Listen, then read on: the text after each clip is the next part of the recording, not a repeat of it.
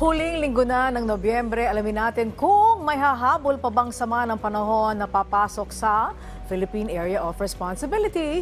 Ihatid sa atin niya ni Pag-asa Weather Specialist Benny Estareja.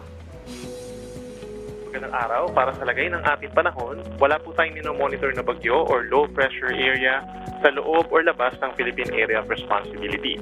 Hanggang sa matapos ng Nobyembre, wala tayong inaasahang bagyo, and for the month of December, isa hanggang dalawa naman ang posibleng pumasok ng ating PAR. Para naman sa ating top 10 lowest temperatures as of November 27, pinakamababa po sa May Baguio City with 17 degrees Celsius kaninang madaling araw. Sumunod ang Basco Batanes with 19.6, Malay-Balay Bukidnon with 20.5 at sa Tanay Rizal 20.5 degrees din. Sa May Baler Aurora 22 degrees, Uban Sorsogon 22.6 degrees, Cotabato City 22.8, Abukay Bataan 23.0, Kasiguran Aurora 23.0 at sa Coron Palawan 23.0 degrees Celsius. Asahan pa rin natin ang malamig na temperatura lalo na sa may northern and central Luzon sa mga susunod na araw. Epekto po yan ng northeast monsoon or amihan.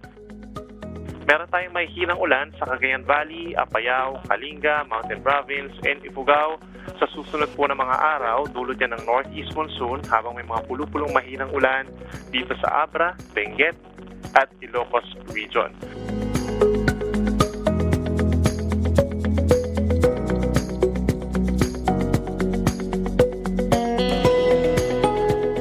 For Metro Manila and the rest of the country, for the next 2 to 3 days, asahan pa rin ang bahagyang maulap hanggang maulap na kalangitan.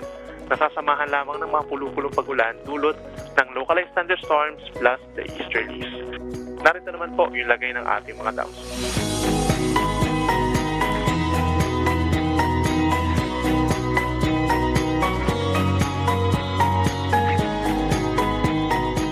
Yan muna ang latest mula dito sa Weather Forecasting Center ng Pag-asa. Ako muli si Benison Estareja. Magandang araw. Maraming salamat, Pag-asa Weather Specialist Benny Estareja. Paalala muli sa ating mga kababayan para maging ligtas sa lahat ng pagkakataon mula sa epekto ng pabago-bagong panahon. Ugaliing tumutok dito lamang sa PTV Info Weather.